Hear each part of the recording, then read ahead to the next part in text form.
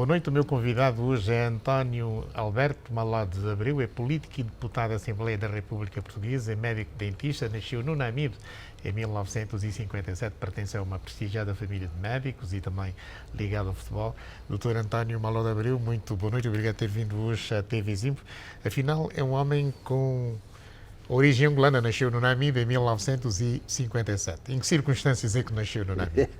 Muito boa noite, muito obrigado pelo convite. Devo dizer-lhe que é com imenso gosto, com muito prazer, que aqui estou hoje consigo para conversarmos sobre o que entenderem que se deva conversar numa grande entrevista como esta, prestigiada. Eu nasci no Namibe, sou descendentes de imigrantes portugueses, de uma família de um lado madeirense que vieram para o Lubango, julgo eu, para a área da agricultura, porque da Madeira vinham para a área da agricultura, e da parte da minha mãe, do Algarve, que vinham para as pescas, digamos assim. E, portanto, eu sou resultante de um cruzamento de madeirenses com algarvios que se instalaram naquela zona, naquela província fantástica que é a província do Namibe, e pronto, eu nasci nessa altura, fiz os meus estudos principais, os meus estudos básicos e secundários em Moçambique, no Namibe, e depois, enfim, segui a minha vida. E, portanto, digamos assim, a parte mais importante da minha vida, ou das mais importantes da minha vida, a minha formação inicial, a minha formação de base, foi feita em Angola. Eu amo profundamente a minha terra, as minhas raízes, aliás, estou frequentemente em Angola, vou frequentemente a Moçambique, vou frequentemente ao Namibe, conheço Angola de Cabinda ao Cunene, do leste ao Atlântico, sou um apaixonado. Eu costumo dizer, com verdade, que a minha louca paixão é o deserto do Namibe e também o mar de Angola e, sobretudo, o mar do Namibe, obviamente, mas a minha louca paixão é o deserto mais antigo do mundo, que é o deserto do Namibe. E, portanto, sempre vim cá com muita frequência.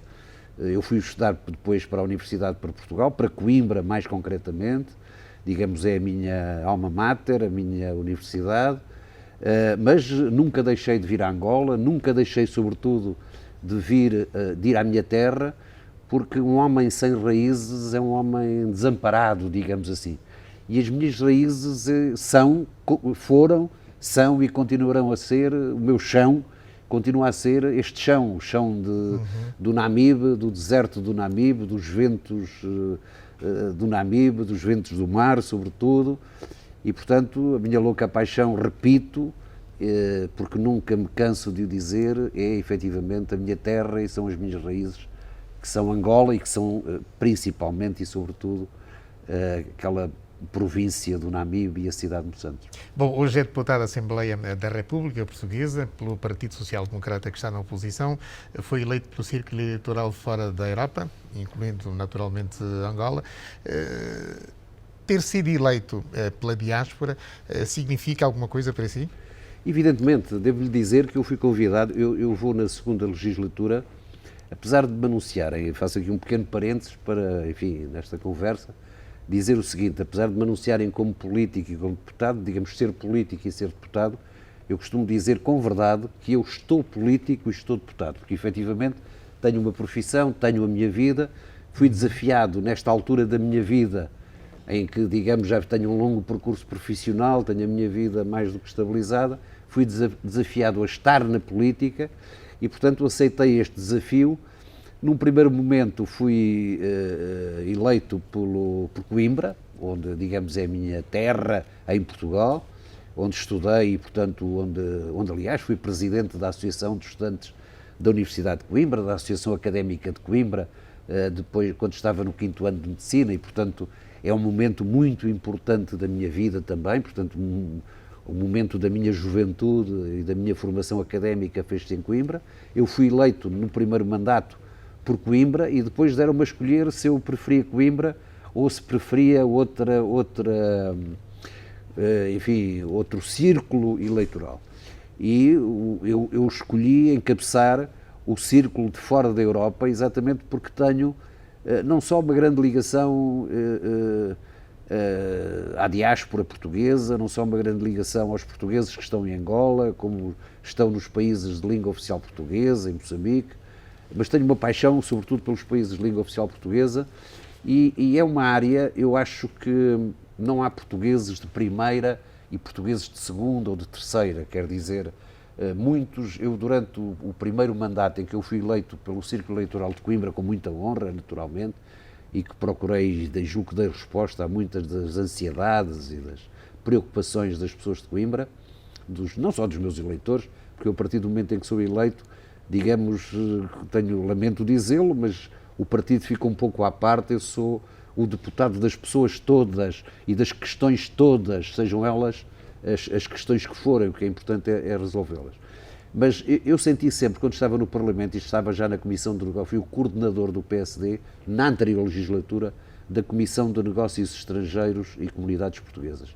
E senti que as comunidades portuguesas no mundo, há portugueses, como imagina, como sabe, nos 4 cantos do mundo, desde o Havaí, ao Uruguai, à Argentina, à Austrália, enfim, como há angolanos, naturalmente, há uma diáspora imensa também de angolanos, eu senti que os portugueses que estão fora de Portugal se sentiam abandonados, como que portugueses de segunda, os da Europa, e os que estavam fora da Europa, que estavam muito longe de Portugal, sentiam-se um pouco como portugueses de terceira, não conseguiam resolver os seus problemas, não havia uma resposta rápida, não eram tratados, digamos, da mesma forma como se vivessem naquele rincão, naquele retângulo à beira-mar plantado que é Portugal. E, portanto, eu aceitei o desafio por 2 motivos. Primeiro, porque tinha já uma grande proximidade aos portugueses da diáspora, e segundo, porque o meu objetivo é ajudar a aproximar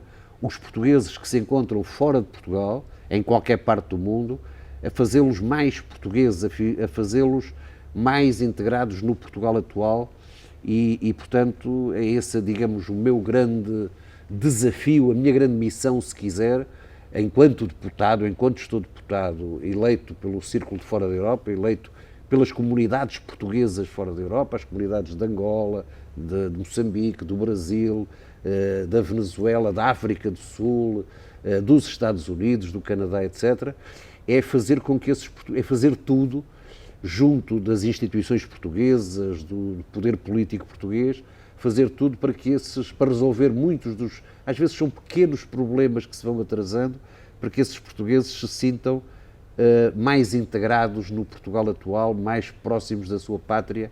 E, enfim, é uma missão espinhosa, uma missão difícil, sobretudo para quem está na oposição, digamos assim, mas é uma missão que eu faço com muito gosto, com muito prazer, com muita atenção e com muito espírito de missão. Vamos falar agora da relação da amizade entre Portugal e Angola. O senhor preside a Comissão Parlamentar de Amizade Portugal-Angola. Que significado é que atribui, digamos, esta presidência que assume na Assembleia da República Portuguesa? Exatamente. Eu, na Assembleia da República, sou presidente de um dos grupos parlamentares de amizade, eu diria, mais importantes para Portugal. Digamos, há meia dúzia de grupos que são importantes para Portugal, sendo um deles, naturalmente, o Grupo Parlamentar de Amizade Portugal-Angola, de que eu tenho a honra e o gosto de presidir.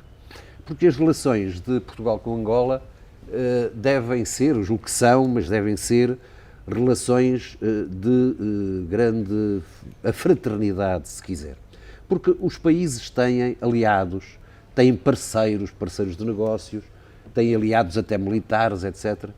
Mas nós temos, com Angola e com outros países, sobretudo os países de língua oficial portuguesa, nós todos estamos numa comunidade de países irmãos.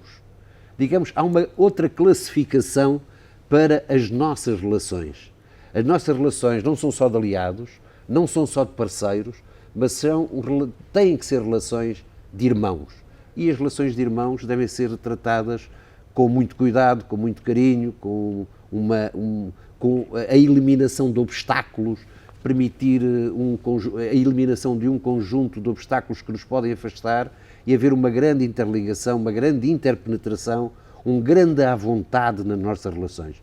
E, portanto, eu, enquanto Presidente do Grupo Parlamentar de Amizade Portugal-Angola, já estive no Parlamento angolano, já estive também com o presidente do grupo parlamentar da Amizade, farei tudo, faço tudo para que as relações entre os nossos dois países sejam exatamente isto, que sejam relações de cada vez maior aproximação, de respeito, obviamente, pela soberania, pela independência, por tudo o que diz respeito a cada um dos países, mas as relações de dois países que se gostam, que hão de ter sempre quesílias como há dentro das próprias famílias, como é óbvio, mas que querem trabalhar em conjunto, porque sabem que trabalhar em conjunto podem trabalhar melhor. Há um provérbio africano que eu utilizo muitas vezes, nós podemos utilizar, enfim, como bordões, desde ditos romanos até provérbios africanos. Há um provérbio africano que eu utilizo muito e sempre com muito gosto,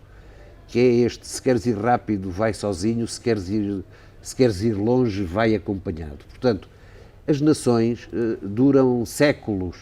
Nós não podemos pensar que Angola ou Portugal nasceram quando nós nascemos e vão morrer quando nós morremos. Não. As nossas relações, as nossas pátrias manter-se-ão por séculos, naturalmente. Têm séculos e viverão por séculos. E, portanto, devemos pensar longe, devemos pensar que queremos ir longe e, portanto, temos que ir juntos. Isolados não somos ninguém, digamos assim. E, portanto, é também com base nesta ideia que eu tento tudo fazer para que as relações entre Portugal e Angola, e entre Angola e Portugal, naturalmente, sejam as relações neste quadro de cooperação, de alianças, de entreajuda, mas sobretudo de países que bem se querem e que podem trabalhar em conjunto. Acredita na CPLP, a Comunidade de Países de Língua Oficial Portuguesa? Acredito muito na CPLP. Faço essa pergunta porque é membro desta Exatamente. Comissão Eu sou da Assembleia também, da República. Exatamente. Eu sou também na Assembleia da República membro da Assembleia Parlamentar da Comunidade dos Países de Língua Portuguesa, de Língua Oficial Portuguesa. Eu acredito muito na CPLP. Se a pergunta é essa, eu respondo sim, muito. Se a pergunta é: as coisas têm andado bem, têm andado como nós queremos, têm ido longe o suficiente, eu digo não. Eu acredito numa comunidade de língua portuguesa em que possamos ser uma verdadeira comunidade de interesses comuns, de grande respeito de uns pelos outros, mas de andar mais depressa, juntos, mas mais depressa. Nós podíamos hoje já ter, foi criada, como se sabe, a Comunidade dos Países de Língua Oficial Portuguesa foi ainda criada no século passado, digamos assim, e já passaram anos suficientes, do meu ponto de vista, apesar de ser nova, como é óbvio, e ser até um conceito, enfim, 96. Já passaram anos suficientes para ela poder ter avançado mais, poder ter crescido mais, mas julgo que estamos a tempo. Ultimamente têm surgido propostas muito interessantes, por exemplo, esta de eliminar as barreiras, de nós podermos passar de uns países para os outros, enfim, sem grandes barreiras, sem grandes problemas, e julgo que há outras, sobretudo na área da cooperação entre países, da interligação entre países. Eu julgo que nós estamos a caminhar, podíamos ter caminhado com maior rapidez, mas, enfim, julgo que neste momento estamos bem encaminhados e eu tenho muita esperança. A CPLP, eu julgo que é uma das áreas que é um dos pilares da política, tem que ser um dos pilares da política externa, pelo menos, da política. Na sua opinião, externa. qual é a mais-valia neste momento da CPLP? Da CPLP é nós podermos, no mundo atual, que é um mundo polarizado, nós podermos ter uma voz própria. Eu julgo, por exemplo, vou-lhe dar um exemplo talvez simples de perceber, eu julgo que o engenheiro Guterres só é secretário-geral das Nações Unidas porque a CPLP existe, ou seja, os países que constituem a CPLP trabalharam com os seus aliados, com os seus parceiros, para que o engenheiro António Guterres, e Portugal naturalmente, Portugal trabalhou, Angola trabalhou, o Brasil trabalhou, todos os países que constituem a CPLP, cada um por si, mas trabalhando em conjunto, conseguiram fazer com que um membro da CPLP, neste caso, por acaso é um português, fosse secretário-geral das Nações Unidas, o que não é pouco, é muito. E ainda por cima, veja-se bem, foi o engenheiro António Guterres que era primeiro-ministro quando se criou a CPLP, portanto, É alguém que naturalmente, e eu estou à vontade para o dizer, não é do meu partido, digamos assim, mas estou com muito à vontade e com muito respeito e com muito carinho, naturalmente, por isso, o Engenheiro Guterres olhará para a CPLP com bons olhos, com olhos muito interessantes, como há um conjunto de outras posições, desde o Conselho de Segurança das Nações Unidas, em que nós trabalhando como, isto para dar exemplos que são, digamos, facilmente perceptíveis em termos da importância que pode ter a comunidade dos países de língua oficial portuguesa. E, portanto, vejamos, Portugal está naturalmente na Europa, portanto, na comunidade é um dos pilares da nossa política externa, é a Comunidade Económica Europeia, e nós podemos fazer com que muito daquilo que se faz nos outros países da CPLP, Portugal pode ser uma porta de entrada de um conjunto de áreas, de serviços, enfim, de bens desses países. Pode ser uma porta de entrada, seja do Brasil, seja de Angola, seja da Guiné, seja de Cabo Verde, seja de Moçambique, seja de Timor, e é com certeza uma porta de entrada na Europa. Como Angola e outros países da África são porta de entrada em África para Portugal, e como o Brasil é uma porta de entrada na América do Sul, na América Latina também, para Portugal. Portanto, todos podemos beneficiar, sobretudo se soubermos trabalhar em conjunto e não deixarmos cair esta ideia que nos identifica e que é formadora da comunidade dos países de língua oficial portuguesa, da CPLP, que é também, há um bem que nos une e que é indestrutível, digamos assim, que é a língua portuguesa. A língua portuguesa, há um poeta, Fernando Pessoa, que disse que a língua portuguesa é a nossa pátria, a língua é a nossa pátria. Nós temos várias línguas em Angola, temos várias línguas também em Portugal, mas há e há a nossa história, e há, enfim, um conjunto de valores e de história, digamos assim, que nos unem e que são absolutamente indestrutíveis. Uma das suas grandes paixões é também a diplomacia e relações internacionais. Na legislatura anterior esteve ligado, digamos, a esta Comissão dos Negócios Estrangeiros. Eu gostaria de abordar agora um tema que é candente, né? Já passam mais de 200 dias do conflito da Ucrânia.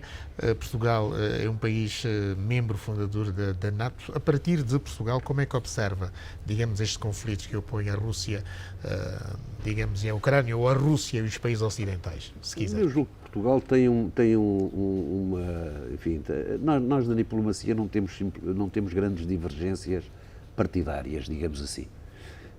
Na diplomacia, na defesa, nas questões de soberania, eu diria que os partidos principais estruturantes da democracia portuguesa não têm grandes divergências em questões nas áreas de soberania. E, portanto, na política externa também não há grandes diferenças, enfim, pode haver nuances, nós podemos apostar muito mais numa das áreas do que noutra, mas não há grandes diferenças. E, portanto, a minha posição é a posição do governo português, apesar de eu ser da oposição, e é a posição que nós, enquanto portugueses, enquanto República Portuguesa, tomamos, que é um conflito desnecessário. Todas as guerras, e Angola, que sofreu tanto com as guerras que sofreu, tanto a guerra da independência como depois a guerra civil, sabe bem, os angolanos sabem bem, que nós devemos fazer tudo para evitar a guerra. E esta guerra traz-nos não só os horrores de uma guerra, as mortes, os feridos, as famílias dilaceradas, as famílias que têm que se desmembrar, que têm que fugir, como também questões, obviamente, que se notam, que são questões com repercussões fortíssimas, as questões económicas, que têm, como se sabe, não vale a pena, enfim, evidenciá-las, mas a questão da inflação que dispara, dos preços que disparam, etc. E, portanto, traz-nos, sobretudo, os horrores da guerra, que obrigam uma ajuda humanitária muito reforçada naquela área da Europa. Portanto, a guerra, para mim, há um país invasor, há um país invadido, devemos fazer tudo, também nas palavras, cumprindo, digamos, aquilo que disse o Secretário-Geral das Nações Unidas, devemos fazer tudo o que está ao nosso alcance para tentarmos terminar com esta guerra e com outras, naturalmente, para que naquela região do globo se possa instalar a paz e a instabilidade no mundo se possa restaurar. É uma guerra de graves consequências para a humanidade, porque há aqui um impacto económico que é transversal. A questão, por exemplo, dos cereais, que já está a afetar grande parte dos países do continente africano. Na sua opinião, qual deve ser a solução para o fim do conflito? A solução, nas guerras, uma guerra como esta, eu julgo que não haverá vencedores nem vencidos, ao contrário do que se possa pensar. Não há força bruta que consiga vencer a vontade de um país ser livre e independente. E, portanto, por muito que possa durar a guerra, julgo que não haverá vencedores nem vencidos. E, portanto, qual é a solução para a guerra? A solução para a guerra está nas mãos dos homens saberem sentar-se, saberem se olhar nos olhos e saberem resolver um conflito, cada um pondo as suas razões em cima da mesa. As guerras resolvem-se à mesa, conversando, dialogando, resolvendo os problemas, ultrapassando as diferenças, tentando encontrar soluções. Eu penso que é preciso encontrar aqui uma forma de mediação possível e uma forma de reencontro da Rússia com a Ucrânia, de forma a pôr termo o mais urgentemente possível a esta guerra, porque é uma guerra que é muito sofrida para ambas as partes, muito sofrida para a Ucrânia e também com grande sofrimento de homens russos e de famílias russas, mas é uma guerra que, apesar do epicentro estar ali, tem ondas de choque em todo o mundo, ondas de choque em todo o mundo, e portanto com repercussões muito graves em todo o mundo, sobretudo em países até com graves dificuldades, porque os cereais ucranianos serviam também para alimentar pessoas que estavam em África, no Corno da África, etc., e portanto onde se tem sentido, onde a fome tem aumentado, que é, digamos, o grande combate, do meu ponto de vista, o grande combate deste século é o combate à fome. Não é possível haver tanto desperdício no mundo e, ao mesmo tempo, estarem pessoas a morrer de fome. O combate à fome e à má nutrição é o grande combate que nós temos que fazer neste mundo em que vivemos. Não é admissível que haja pessoas no mundo, e em África em particular, porque estamos aqui hoje, a morrer de fome, como acontece ainda hoje. Portanto, é um combate moral, eu diria até. E com esta resposta vamos fazer aqui um curtíssimo intervalo. Estamos hoje com António Maló de Abreu, é político e deputado à Assembleia da República Portuguesa, nasceu no Namibe, é também médico dentista. Aliás, um assunto que nós vamos abordar na segunda parte desta nossa entrevista. Não sai daí, voltamos daqui a bocadinho.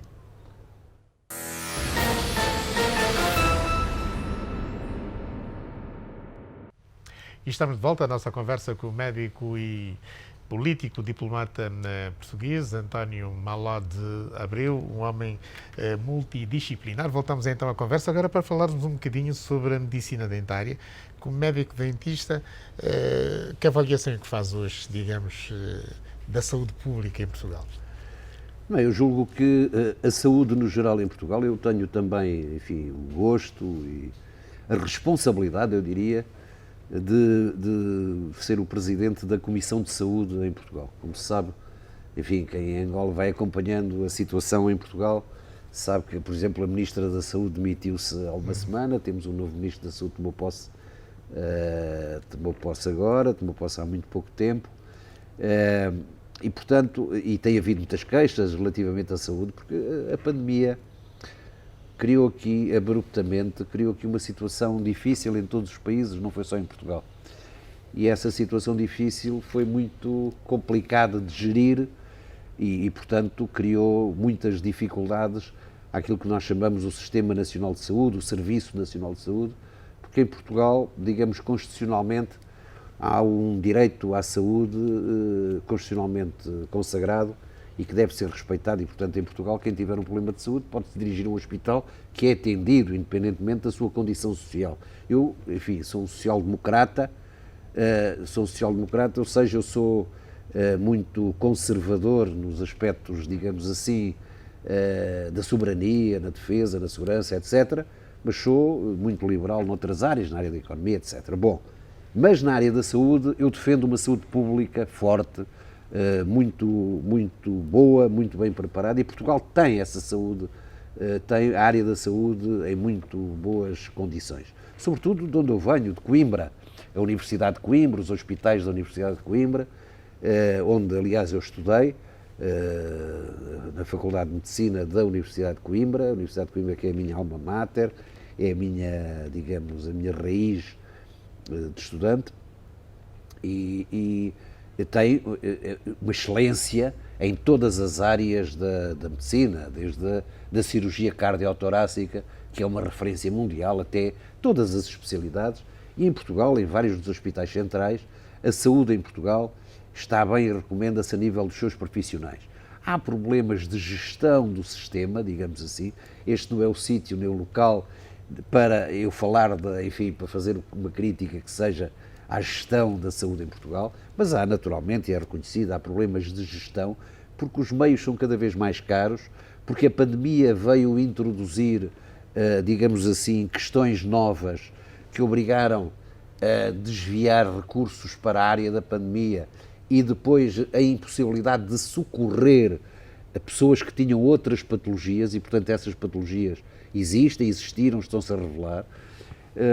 E, portanto, a saúde, digamos, em Portugal está boa no sentido em que há bons profissionais em todas as áreas, tem dificuldades que eu espero que o mais depressa possível se possam ultrapassar, possam ser resolvidas. Eu, como eu disse no princípio desta entrevista, eu tenho uma forma diferente, por isso é que eu costumo dizer também que não sou político, estou político. Eu tenho uma forma diferente de ver os problemas da política. Eu não sou, digamos assim, um caceteiro da política. Um caceteiro, como se diz no futebol, não é? Julgo que o termo também se pode utilizar aqui. Eu quero que as coisas corram bem, independentemente de quem está no governo. Faço as minhas críticas, fundamento as minhas críticas, mas o meu desejo é que, seja qual for o governo, que tanto na área da saúde, como na área dos negócios estrangeiros, como na área das comunidades portuguesas, como na área da educação, como noutras áreas, as coisas corram bem para que o país possa andar para a frente na área da economia. É como disse o professor, portanto, o problema está no sistema, está na gestão. Mas pergunto-lhe, é benéfico agora um médico estar à frente do Ministério da Saúde? Eu acho que sim, eu acho que, enfim, eu tenho as melhores relações com a anterior Ministra da Saúde, até porque era Presidente da Comissão de Saúde e um Presidente de uma Comissão mantém sempre uma relação muito especial e alguma distância até das questões partidárias. Mas eu sinceramente acho que um médico, e sobretudo um médico com a formação que tem o atual Ministro da Saúde, é um conhecedor profundo das questões de saúde. E, portanto, sabe muito bem o que se passa, não só em termos da gestão, mas naturalmente em termos dos problemas do dia-a-dia. O que nós temos assistido em Portugal nos últimos tempos são demissões sucessivas de médicos, que são diretores ou de serviços ou de hospitais, etc. E, portanto, é preciso saber gerir melhor também, digamos, os nossos recursos humanos, a relação que há com os enfermeiros, que há com os médicos, que há com os profissionais de saúde. Eu penso que a gestão dessa relação de recursos humanos estava muito degradada com o anterior Ministério, e eu penso, portanto, que um novo Ministro, seja ele qual for, e este em particular, que tem uma formação de base médica e que vive e que trabalha e trabalhou, agora enfim estava na Europa como eurodeputado, mas que tem um conhecimento permanente do que se passa nos hospitais, porque lá trabalhou, eu julgo que é uma lufada de ar fresco que permite parar para voltar a conversar, voltar a sentar à mesa os vários profissionais de saúde para encontrar soluções para alguns dos problemas que se estavam a agudizar e que podem ser, do meu ponto de vista, ultrapassados com uma lufada de ar fresco que significa uma renovação ministerial. E por isso é que nos países, em Angola também isso acontece de vez em quando, há renovações, há mudanças de pastas, sem nenhum problema, sem nenhuma quesília, sem nenhum... É preciso, às vezes, que apareçam caras novas, caras diferentes, com outras visões, com outra, enfim, até com outra energia para pegar naquele trabalho e relançar o trabalho que está a ser feito. E o que é ser hoje um médico dentista em Portugal? Depois daquele mau momento com o Brasil, por exemplo, em relação à questão do médico cirurgião dentista, o que é que evoluiu? Isso já está terminado. Não, a medicina dentária em Portugal hoje é uma medicina dentária da mais alta qualidade. O que acontece?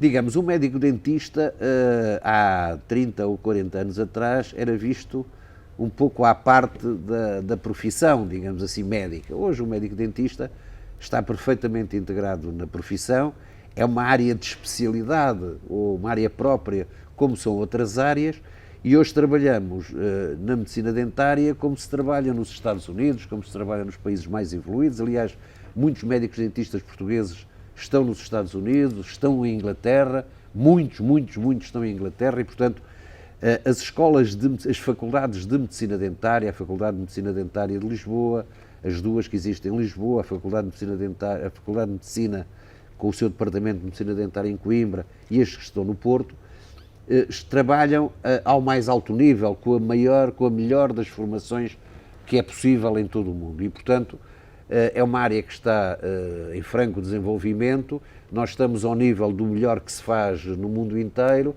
e, portanto, eu diria que a área está absolutamente na vanguarda também, como estão outras áreas da saúde. Sendo certo também que hoje a própria medicina dentária entrou na saúde pública, é evidente, cada vez mais os Ministérios da Saúde devem ser Ministérios da Saúde e não Ministérios da Doença, não é para tratarem a doença, mas é para evitar que haja doença. E hoje trabalha-se muito nisso nas escolas em Portugal, permitindo que as crianças possam todas ir ao dentista, fazer a sua prevenção. Portanto, hoje começa-se a prevenir as doenças orais, as doenças da boca e dos dentes, o mais cedo possível, com um conjunto de ações na medicina dentária, de forma a evitar aquilo que acontecia há 20 ou 30 ou 40 anos atrás e que hoje não acontece, que é, enfim, da patologia bucal ser muito viva, quer dizer, de toda a gente ter patologia bucal. Hoje aposta-se muito na prevenção e o Estado tem tido aí uma intervenção muito importante e muito salutar. Professor, falemos agora outra vez da política. A política portuguesa é acompanhada ao pormenor aqui pelos angolanos, que têm um conjunto de canais e, portanto, podem fazer várias escolhas e muitas escolhas para acompanhar a vida política portuguesa. Hoje o Partido Social Democrata que pertence está na oposição, mas a pergunta que ele quer fazer é em relação ao desfecho das eleições. Afinal, o que é que se passou para que, digamos, o PSD tivesse tão fraco desempenho nas eleições? Olha, depois de ter havido uma grande expectativa, porque as sondagens davam conta que o PSD iria vencer com alguma folga estas eleições. É a pergunta, costuma-se dizer na brincadeira, enfim, a pergunta do $1 milhão é essa. É essa. Porquê que o PSD, eu por acaso fiz uma campanha, como fiz a campanha fora de Portugal, eu estive 40 dias fora, mas fui mantendo sempre a ligação ao Presidente do Partido, ao Dr. Rui Rio, como à Comissão Política, eu pertencia à Comissão mais restrita, à Comissão Política Nacional do Partido Social Democrata e, portanto, diariamente tinha, enfim, as minhas informações, privilegiadas naturalmente, e, portanto, nós chegámos ali à última semana de campanha, eu encontrava-me nessa altura, nos Estados Unidos, tinha feito a parte dos Estados Unidos, do Canadá, já tinha feito a África, Canadá, e fui para a Venezuela, e nessa última semana, onde há uma grande comunidade portuguesa, na Venezuela também, fui, digamos, à caça ao voto, não é? Andei à caça ao voto durante 40 dias, eu saí antes do Natal de Portugal, as eleições foram a 30 de janeiro, e todas as informações que eu tinha é que íamos ganhar, e, portanto, eu estava relativamente tranquilo. Também, antes de sair de Portugal, eu tinha sentido junto das pessoas que havia uma grande possibilidade de ganhar as eleições. A análise que eu faço hoje é esta. É evidente que foi uma grande surpresa, na noite eleitoral foi uma grande surpresa, uma grande consternação dentro do meu partido, e dentro, enfim, sobretudo das pessoas que estavam com maiores responsabilidades, como eu próprio, na gestão, enfim, não só das expectativas como dos resultados. Mas eu julgo que o que se passou, o Partido Socialista, tendo ganhou naturalmente com todo o mérito, porque conseguiu passar uma ideia, enfim, que é relativamente fácil de passar, que é a ideia de que o PSD não ganharia sozinho, não teria maioria absoluta sozinho e que para governar precisaria de se aliar à extrema-direita. Quando o PSD estava, no fundo, a lutar por um eleitorado do centro, um eleitorado reformista, um eleitorado que pretende reformas da situação mas que não pretende mudanças abruptas. Nós estamos a lutar por um centro político, votos num centro político, e esse centro político, digamos, deu mais crédito àquilo que foi o discurso do Partido Socialista. Foi um discurso a dizer, se votarem aqui, se votarem no PSD, ele vai aliar-se depois à extrema-direita, e optaram por votar no Partido Socialista. Portanto, melhor, nós fomos buscar aí muitos votos, nós sabemos que fomos buscar umas centenas de milhares de votos, mas não fomos buscar o suficiente. Por outro lado, também, o Partido Socialista, com este próprio discurso, conseguiu que os votos à sua esquerda, sobretudo nos dois grandes partidos à sua esquerda, grande parte desses votos passassem para o Partido Socialista. Portanto, o Partido Socialista, de certo modo, assustou o centro, e nós não conseguimos ir ao centro buscar tudo o que queríamos, e, por outro lado, assustou à sua esquerda, de forma a ter ido buscar votos à sua esquerda. Portanto, o que é que aconteceu, do meu ponto de vista? Aconteceu aquilo que, uma coisa relativamente fácil de explicar, que foi a mobilidade do eleitorado assustada com a possibilidade da extrema-direita ir para o poder. Que está em crescendo em Portugal e no resto da Europa. Sim, claro. É uma questão, de facto. Eu penso que o PSD tem que se distanciar. Nós não temos nada a ver com radicalismo, somos reformistas, somos sociais-democratas. O PSD não tem nada a ver com extremismos e, portanto, o PSD tem que estar absolutamente distante, não do eleitorado desses partidos, que são portugueses como os outros, mas, sobretudo, dos seus dirigentes, das suas políticas, etc. Nós não temos nada a ver com a extrema-direita e, portanto, a extrema-direita em França, sobretudo, tem crescido muitíssimo, como se sabe, não é? Em Portugal, a extrema-direita está a crescer, nós temos que pôr cobro a isso, porque a política é feita de diálogo, de defesa, obviamente defesa fervorosa dos nossos ideais, dos nossos princípios, dos nossos valores, da nossa política, da tentativa de chegar ao poder, necessariamente, mas sempre dentro de regras de sã convivência democrática, de respeito pelos outros, pelos adversários, e portanto, eu tenho sérias preocupações com a extrema-direita e quero estar longe da extrema-direita em Portugal, naturalmente. Preocupações que também são manifestadas pelos africanos que residem há já muitos anos em Portugal. Como é óbvio, quer dizer, eu não diria que são todos, mas é uma extrema-direita xenófoba, racista, obviamente transporta alguns sinais que são preocupantes. O problema não estão tanto nos eleitores, e como digo, o PSD deve tentar captar esses eleitores, mas é uma extrema-direita que transporta valores que não são os do humanismo, da humanidade de hoje, obviamente, e que, portanto, são valores a que eu não quero estar minimamente vinculado nem próximo, e, naturalmente, o PSD também não. Portanto, são valores, são princípios, defende valores da xenofobia, do racismo, etc. Tem havido casos, enfim, e propõem soluções que não são soluções personalistas e humanistas como as que nós propomos, e, portanto, queremos-los longe de nós, e queremos mas temos que lutar. Saber fazer esta luta é muito importante. Às vezes, o saber fazer a luta é muito mais importante do que a própria luta em si. Ou seja, o que eu quero dizer, não é à força, não é à bruta, não é... às vezes as guerras não se vencem à bruta, digamos assim. Vencem-se com sabedoria, com bons argumentos, convencendo as pessoas da bondade dos nossos argumentos também. Exato. O Dr. António Maló de Abreu visita Angola depois das eleições gerais, foram vencidas pelo MPLA. Eleições tiveram também observadores portugueses das duas grandes famílias políticas portuguesas, o PSD e o Partido Socialista. A imprensa portuguesa também esteve aqui em peso nestas eleições. Como é que viu o desfecho das eleições angolanas? Eu, sinceramente, vi com absoluta normalidade. Angola é uma democracia jovem, como é a democracia, aliás, a democracia portuguesa é uma democracia jovem, é uma democracia africana com as suas particularidades. Vi com absoluta normalidade e vejo com absoluta normalidade o que se passa, porque eu conheço a realidade angolana. Ou seja, eu, por exemplo, eu estive cá no dia das eleições, eu vim visitar portugueses, estive com portugueses no dia das eleições. Antes disso, eu estive em Angola durante bastante tempo, em agosto, no fim de julho, princípio de agosto.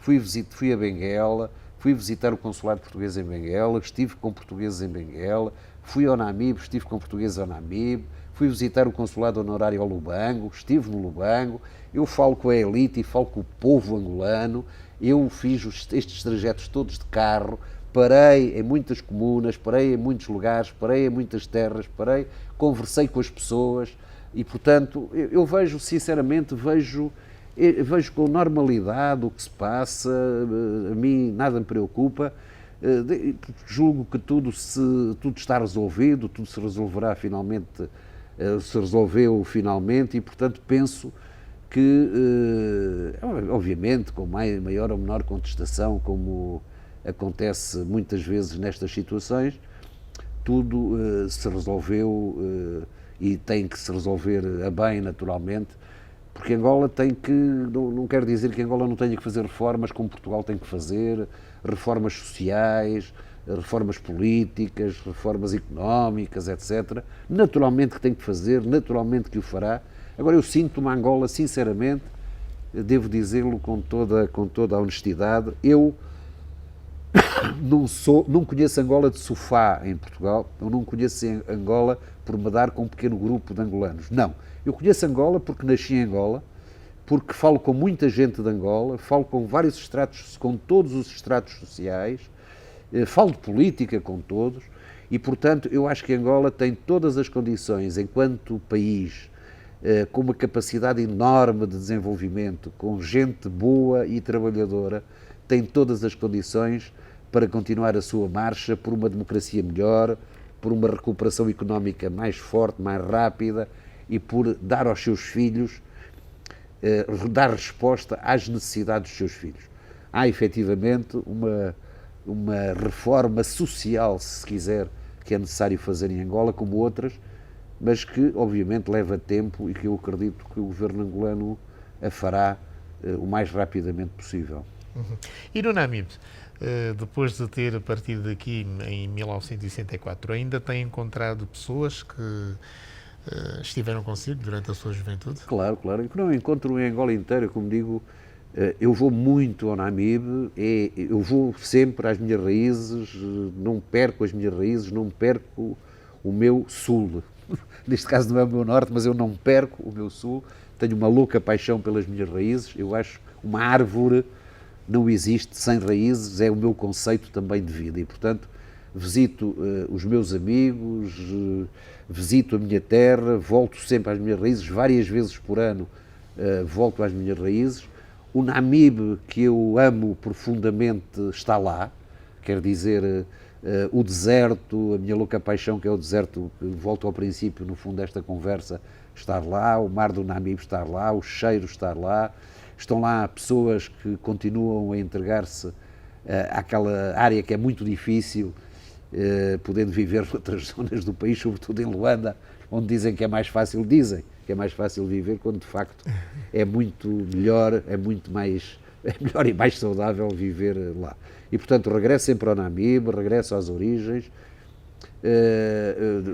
Vou revelar aqui uma coisa que não é novidade nenhuma, mas por exemplo, eu fiz todos os esforços e conseguiu-se que a Universidade de Coimbra, que foi a minha universidade, assinasse um protocolo com a Universidade de Coimbra. Foi assinado neste ano, o ano passado, um grande protocolo de cooperação e de colaboração entre, desenvolvi todos os esforços junto tanto da reitora da Universidade do Namibe como com o reitor da Universidade de Coimbra, de forma que, podendo ter-se encontrado, firmaram um protocolo de colaboração entre a Universidade de Coimbra e a Universidade do Namibe, que eu espero que dê frutos, porque também muito do desenvolvimento dos países passa pelo ensino superior, passa pela formação de quadros, passa pela afirmação dos quadros com a sua nacionalidade e, portanto, sendo a Universidade de Coimbra uma universidade tão prestigiada no mundo, uma universidade de língua portuguesa, uma universidade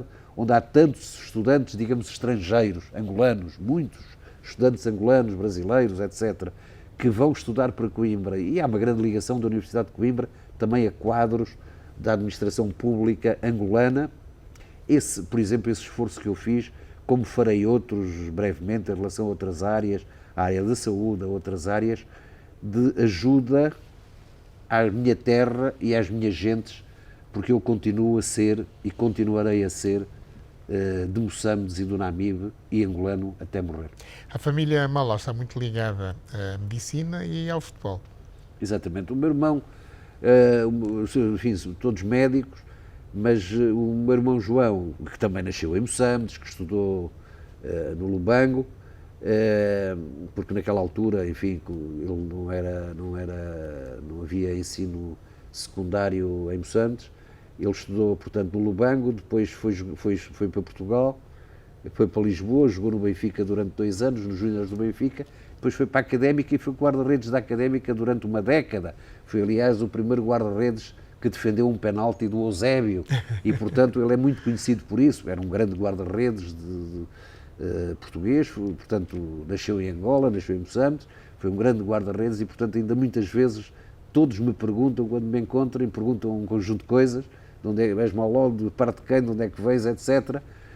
E uma das coisas que perguntam é o guarda-redes. Não, o guarda-redes é meu irmão, é 17 anos mais velho que eu, foi ele que foi estudar para Coimbra, foi o primeiro a estudar para Coimbra, ele depois não quis, ele foi guarda-redes da Académica, depois teve a hipótese de ir para o Benfica no fim de uma era Costa Pereira, enfim, mas ele não quis voltar porque a ideia dele eram os estudos, a ideia dele era a universidade, ele doutorou-se em medicina, acabou, digamos, esteve na faculdade de medicina como professor até, digamos, jubilar-se e, portanto, tenho muito orgulho no meu irmão João, que para mim é um exemplo, foi um pouco, 17 anos mais velho, foi quem me acolheu, eu saí daqui em 74, porque eu terminei o antigo 7º ano do liceu em Moçambique e fui estudar para Coimbra para entrar na universidade e foi ele que me acolheu em Coimbra e, portanto, o meu irmão João não é só o meu irmão, é como se fosse o meu pai e eu tento dele colher os bons ensinamentos que, enfim, que ele teve no Lubango que ele teve em Coimbra também. É um homem muito bem formado, de bons princípios, eu tento seguir-lhe as pisadas. António Maló Abreu, político, deputado da Assembleia da República Portuguesa, um homem que nasceu no Namibe. Foi um prazer tê-lo aqui hoje. Muito obrigado. Um gosto foi meu. Muito obrigado. Esta foi a conversa com uma figura do nosso tempo. Nasceu no Namibe em 1957, é médico-dentista, mas hoje está a desenvolver atividade política, é político e deputado à Assembleia da República Portuguesa. Muito boa noite. Acredito eu que correspondeu à sua expectativa. Boa noite.